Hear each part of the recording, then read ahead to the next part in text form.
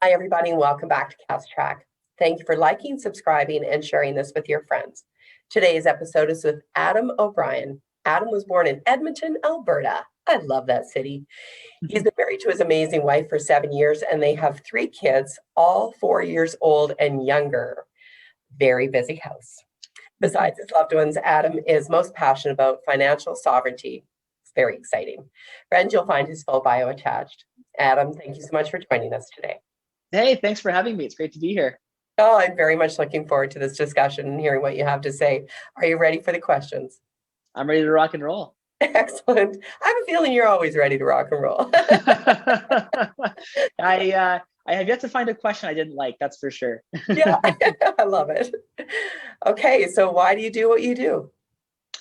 I think that Bitcoin well and previously Bitcoin Solutions, the kind of the mission was always to make Bitcoin accessible, and it started off as a way to make money, as all good things start.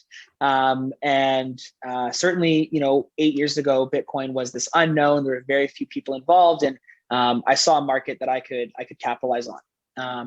Recently, though, in the last few years, it's still we're still able to post profits and make money, but it's transitioned into more of this like societal mission that I'm on of creating, like you said, financial sovereignty and enabling a society that has like full control, full access of their money. The fact that like using Bitcoin, using the Bitcoin blockchain, I'm able to hold, own, and control 100% of my money and send it anywhere I like without permission from anyone, which has not been the case for our history. For the dawn of humanity, back in the barter days, you were able to do that, of course, but you were limited to geography. This way, we are truly financially sovereign, and what that means, financially sovereign sometimes gets, I think, misplaced or displayed as like being rich or wealthy, and that could be an aspect of it, I guess. But I think that more importantly, what it is the ability to have custody and be in charge of your own money. Right now,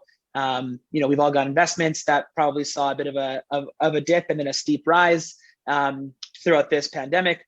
And it was interesting, in the early stages of the pandemic, we saw a run on cash, especially in the States, where the banks were saying, hey, stop withdrawing cash because we can't support this, which is a scary thought. If all of your money, or even a portion of your money, is locked in a system that isn't liquid, that's a problem. And I think that up until this year, it was kind of like, up until this year, it was probably a little bit ambiguity. There's a little bit of like tinfoil hats involved with that. But now we've seen what can happen seemingly overnight. We can see what happens when something out of our control kind of strikes the planet. And I think that that has furthered the initiative and furthered, I think, bolstered the power that Bitcoin has, and has showcased, I think, what it's capable of.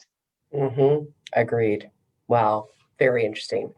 And your top 3 things? In terms of what? The top 3 things for which? Top 3 things. What would you like to share with us? Is there something about Bitcoin? Is there something about where you see yourself in 5 years? Do you plan on taking over the world? With $1 billion. I think that so first and foremost, Bitcoin well, we're super proud to be poised to become the world's first publicly traded Bitcoin ATM company. So what that means is we've gone through a rigorous process to be vetted and verified by Canada's regulatory bodies and the exchanges regulatory bodies, the stock exchanges regulatory bodies, to showcase that we are a worthy investment, to showcase that our practices, both on a business standpoint and from a growth perspective, are legitimate. And so that's something that we've been working on now for it's been about 1.5 years now. This strategy, this process has kind of been in place, and it feels good to be on the tail end of it. It feels good to now we just announced we're doing a concurrent financing with the listing. And so having that influx of cash ready to go public and continuing this growth that we've been on is something that's super, super exciting to me, for sure. Second to that, also business related. So we are moving office. So we've just taken some serious square footage downtown Edmonton and kind of cementing our home here. We believe that the innovation and the collaborative kind of idea making in this industry is so important. We are truly, excuse me, we are truly revolutionizing the way that society and people as a whole interact with and use money. And so to do that, you have to have, a level of creativity, a level of innovation, a level of collaboration. If you're stuck on something, you got to be able to shout across the room and talk to someone else.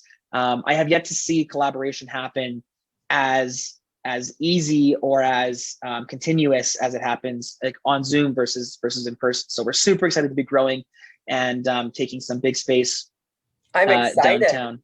Awesome. Where's the space? It's in the corner of Jasper and 104th. So kind of starting that, we're on the south side of that 104th Street, kind of startup row, really hitting the community hard. I think kind of enabling and inspiring a community to come in, learn about Bitcoin, understand what Bitcoin is.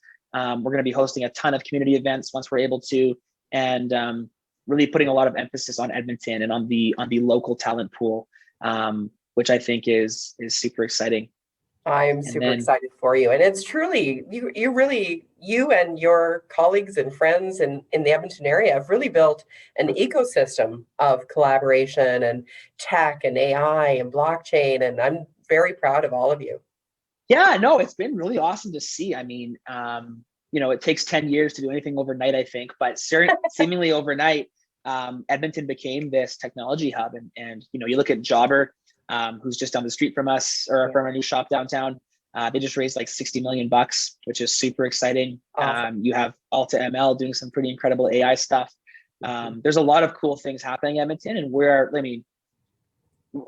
I won't even put myself in that same category yet, I don't think, but we're definitely excited to be jumping up those ropes and continue to punch above our weight, and looking forward to being another Edmonton success story, which is great.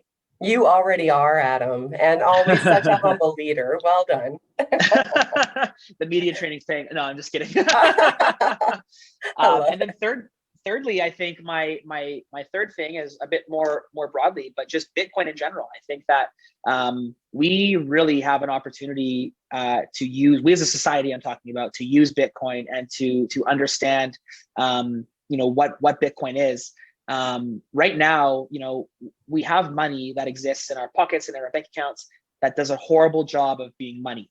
Money is something traditionally that you've traded your time for today in order to use it down the road or use it later on, right? You retire, the Freedom 55 mantra, or you save up, you save all your money, your entire working career. You don't spend more than you make, you spend less than you make, significantly less than you make, and then when you retire, you have this nest egg to at least maintain your level of lifestyle in the future.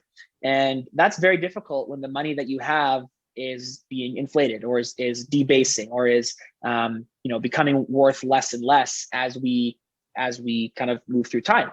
And so that's when this concept, or this narrative of investing came into play. And if you held $100 under your mattress for 50 years, it would be a horrible form of investment.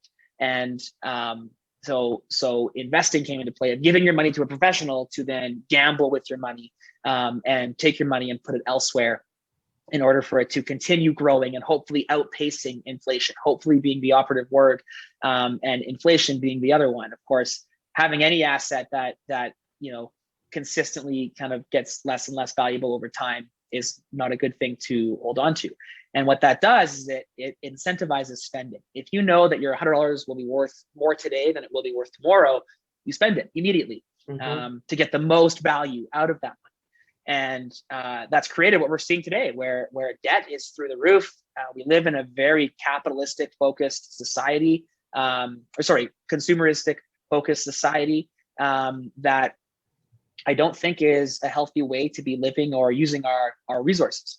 And so contrary to that, Bitcoin, over the last 12 years anyways, has consistently increased in value, has consistently shown that it can maintain its deflationary, wealth gathering throughout time, and is disincentivizing spending, or maybe incentivizing saving instead.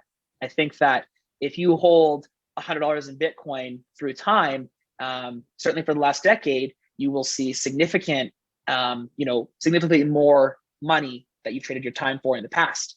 And this is something that, unlike any other asset we've seen. I mean, it holds that most important property of money, which is the maintenance through time, amongst other properties of it being easy to transfer and it being scarce. I think are the two kind of most important aspects. So yeah, I'm just super bullish on Bitcoin. It's like people like Elon Musk are talking about it. Look at Tesla putting Bitcoin on its balance sheet. It's absolutely remarkable to really see kind of what we're able to do, and so yeah, I'm super bullish about that. That's kind of obvious. And Definitely. Adam, what kind of clients are you looking for? I know from my small part of my world, CBI will be using your firm or company to be able to accept Bitcoin. What are some other ways? Obviously, Bitcoin machines. What are some of the other applications that you have?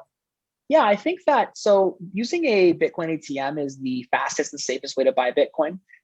In my opinion, they're a little bit poorly named. I think that a Bitcoin vending machine makes the most sense because it's not an ATM where you withdraw funds. It's a place where you acquire Bitcoin. So I think that imagery kind of changes when you say vending machine. And so being able to walk up to a machine and buy Bitcoin in a self-custody way, the way that you're able to scan your Bitcoin public address, put your money in, and then receive Bitcoin directly to yourself is the best way to do it. You're not waiting for, other than we as the vendor, of course, you'd be waiting for us, but that transaction happens in 8 seconds or less. So it really is the fastest, and by self-custodying it, the safest way to buy Bitcoin. Accepting Bitcoin, as you noted, is a great way to acquire Bitcoin as well. We had a cafe in one of our locations that we deployed early on, and they were accepting Bitcoin for a coffee and a muffin here and there.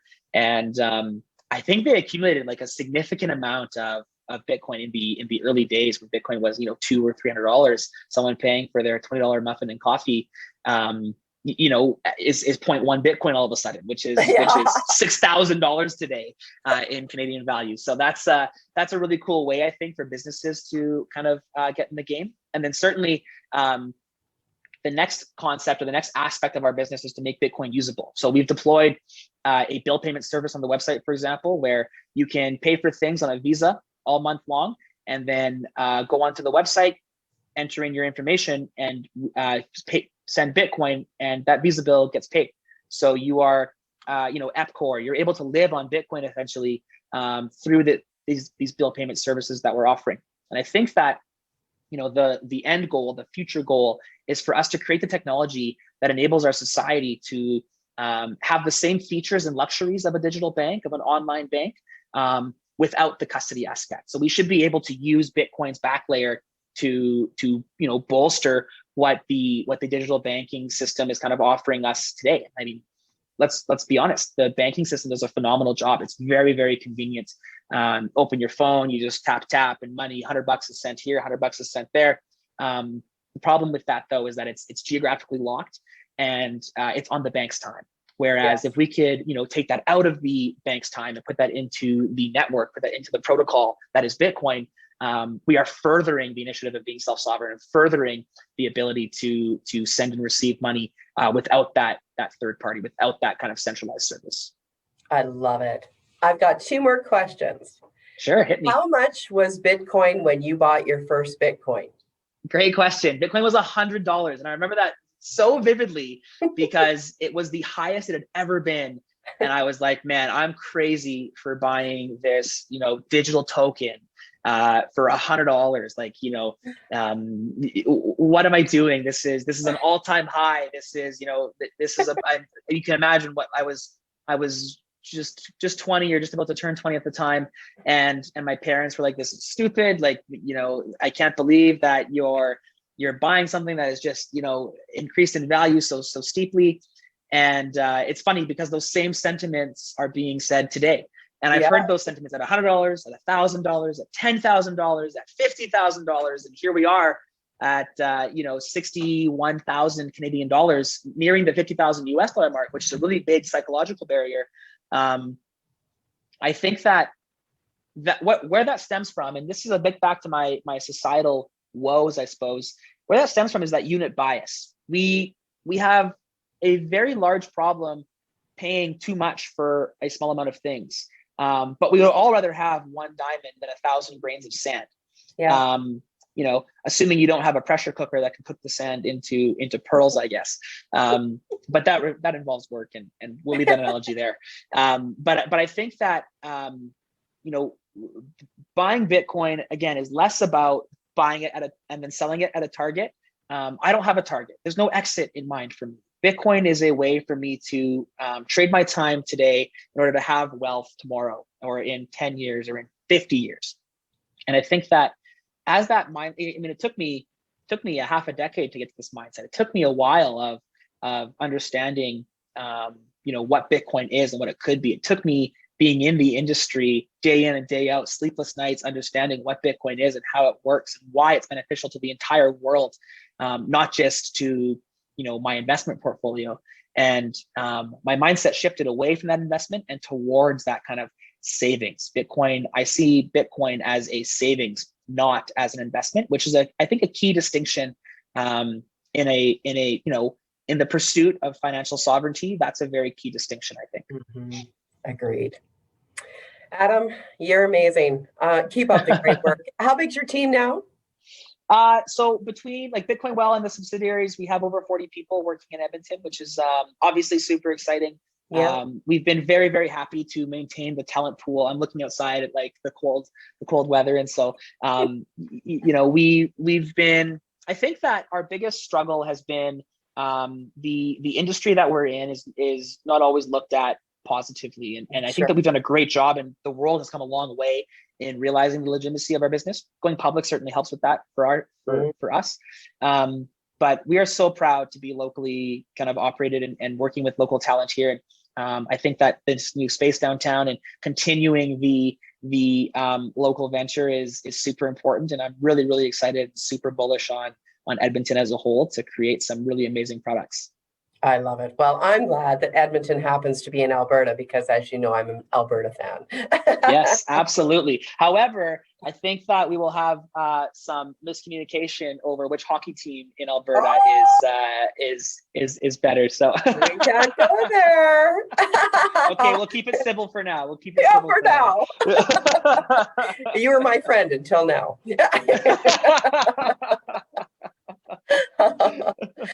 Adam, thank you so much for joining us today. I love hearing your insight. Your passion shines through. I'm extremely proud of you and your team, and all the best to you and your lovely family.